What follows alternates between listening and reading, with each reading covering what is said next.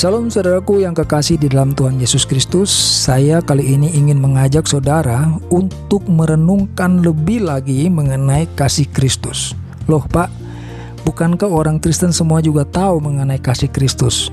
Tiap minggu dikhotbahkan di gereja-gereja. Saudara, faktanya ketika kejadian peristiwa penganiayaan terhadap Muhammad Kece atau MKC, saudaraku, saya menemukan begitu banyak video pembicaraan di YouTube di mana orang Kristen itu meluapkan amarahnya dengan caci maki, dengan perkataan bahkan perkataan kotor, ya, mengeluarkan kata-kata ofensif, kata-kata provokatif, saudara. Jadi terlihat betul bahwa masih banyak orang Kristen yang hanya memiliki kasih tetapi tidak memahami dengan sebenarnya apa kasih itu yang dimaksudkan atau yang diajarkan oleh Yesus Kristus. Dengan jelas Yesus mengajarkan, kasihilah musuhmu, ampunilah musuhmu, berdoalah bagi musuhmu, bila seterumu lapar beri dia makan. Saudara, apakah saudara sudah mengerti mengenai perkataan Yesus ini? Ya, loh Pak, orang Kristen memangnya nggak boleh marah?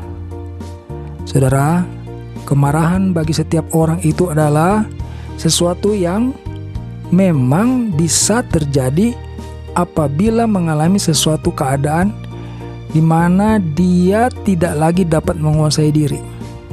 Ya, itu sesuatu perasaan yang ada di dalam diri setiap orang. Saya percaya setiap orang pernah mengalami situasi di mana dia menjadi begitu marah. Tetapi ingat, di dalam Efesus 4 ayat 26, di sana firman Tuhan menjelaskan begini. Ya, Efesus 4 ayat 26 firman Tuhan berkata, apabila kamu menjadi marah, janganlah kamu berbuat dosa. Ya, marah-marah tetapi jangan berbuat dosa, saudaraku. Saya tidak paham kalau mencaci maki, ya, menggunakan kata-kata kotor apalagi, saudaraku, ya, menggunakan kata-kata provokatif. Saya tidak paham kalau saudara masih menganggap itu adalah sesuatu perbuatan yang masih seturut dengan firman Tuhan, saudara. Firman Tuhan jelas berkata kepada kita umat Kristen, ya, berubahlah sesuai dengan pembaruan budimu, jangan menjadi serupa dengan dunia ini. Kalau saudara membalas kejahatan dengan kejahatan, ya, cacian dengan cacian, hinaan dengan hinaan, maka saudara tidak ubahnya dengan dunia ini. Dunia ini memang berisi berbagai macam kejahatan. Yesus mengajarkan kepada kita supaya kita terpisah dari kejahatan itu, agar kita tidak dilumuri oleh dosa, saudaraku. Karena tidak ada orang berdosa yang akan tinggal di dalam kerajaan sorga. Itulah mengapa Yesus datang memberikan firman-Nya untuk menolong kita manusia. Jangan sampai kita terjerat oleh tipu daya setan, saudaraku. Ya, manusia berbuat kejahatan karena dia terhasut oleh bisikan setan, saudaraku.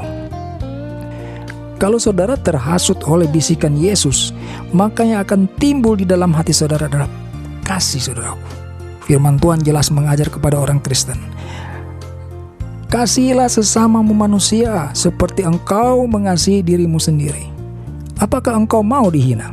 Tidak mau. Ya, itulah yang Tuhan Yesus ajarkan. Jangan kau hina. Kalau engkau tidak mau menghina, dihina. Ya, kalau engkau tidak mau dilukai, tidak mau disakiti, maka engkau jangan lakukan hal serupa itu kepada orang lain. Yang diajarkan Yesus ini adalah pelajaran yang datangnya dari sorga, karena Yesus adalah firman Allah yang menjadi manusia. Kalau saudara menganggap remeh ajaran Yesus ini, jelas-jelas saudara tidak akan pernah tinggal dalam kerajaan sorga. Yesus yang mengajarkan bagaimana cara hidup supaya engkau dapat diterima di dalam kerajaan sorga, tetapi engkau menolaknya dengan berbuat sesuka hatimu. Ketika diajarkan kepada dirimu untuk mengasihi musuhmu, engkau dengan sok pintarnya berkata, Enak saja kita mengampuni musuh yang menyakiti kita. Enak saja kita harus mengampuni orang yang melukai hati kita, yang menghina kita. Ya, itu tandanya saudara sedang dipengaruhi hati dan pikiran saudara itu oleh bisikan-bisikan setan, bisikan-bisikan iblis. Karena firman Tuhan mengajar kepada orang Kristen bahwa iblis itu adalah pembunuh manusia sejak semula. Dan itu yang sedang dikerjakan iblis terhadap manusia. Dia menggunakan manusia yang bisa ditipu dayanya. Ya, yang bisa ditipu daya untuk melakukan niatnya. Saling menghancurkan, bahkan saling membunuh, saudara. Yesus mengajarkan kepada kita sesuatu yang dapat memisahkan kita dari kehidupan dunia yang jahat ini, yang tidak lagi mendengarkan ajaran firman Tuhan. Kalau saudara mau hidup seperti orang-orang yang menganut pemahaman kejahatan harus dibalas dengan kejahatan, maka pertanyaan saya sederhana.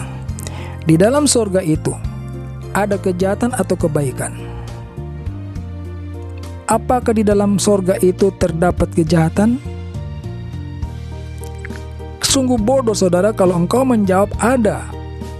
Sudah jelas sorga tempat kudus dan mulia. Tidak ada kejahatan di sana. Di sana hanya ada kedamaian, ada kasih-Nya Allah. Itulah yang mau diajarkan Yesus kepada kita orang Kristen. Engkau harus memiliki kasih itu karena Allah lah itu adalah kasih. Allah itu kasih.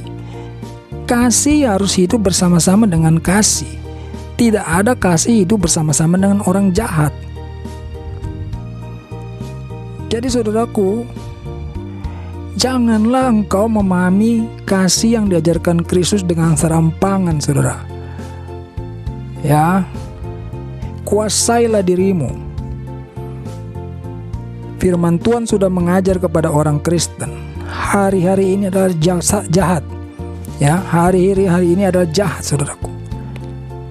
Jadi kalau saudara mendapati fakta di dalam kehidupan ada orang-orang yang berniat jahat bahkan melakukan kejahatan kepada orang lain, itu sudah difirmankan oleh apa yang ditulis dalam Alkitab.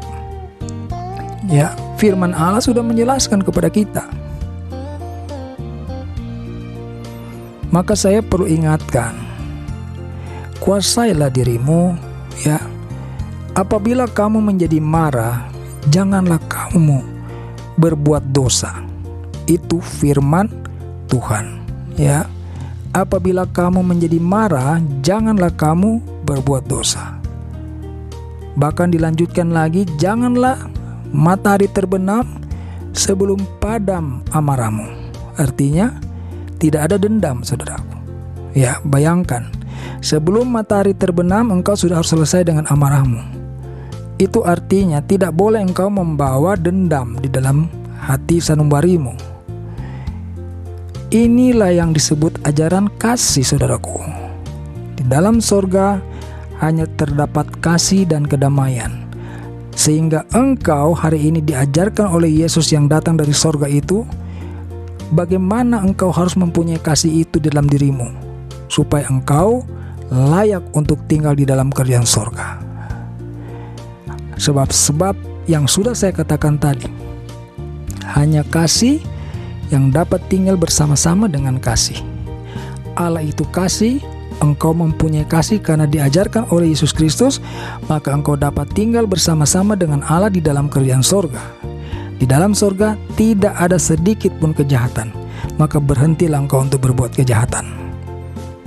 Ya, orang Kristen, engkau harus perhatikan ini.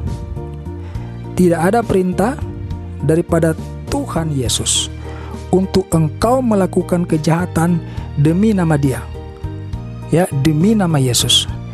Dia tidak menghendaki engkau membelanya, karena Dia Tuhan yang punya kuasa, yang dapat melakukan apapun juga yang Dia kehendaki. Firman Tuhan berkata dengan jelas dan tegas, pembalasan itu adalah hakku. Perhatikan saudaraku, pembalasan itu adalah hakku, hak Tuhan. Engkau tidak ada apa-apanya untuk melakukan pembelaan terhadap Tuhan.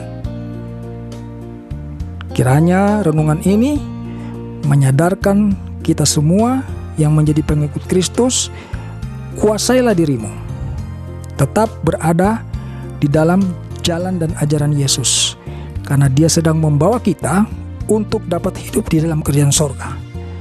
Ya, untuk dapat hidup dalam kerajaan sorga. Jangan engkau menjadi manusia sok tahu, ya, mau menentang apa yang diajarkan Yesus.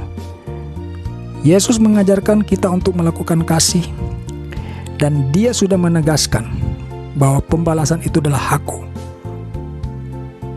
Dan Dia juga akan melindungi kita ketika kita diperlakukan tidak patut.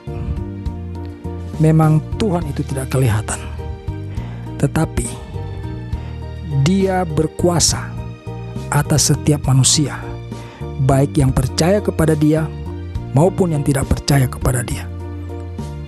Demikian firman Tuhan kali ini, kiranya memberkati saudara.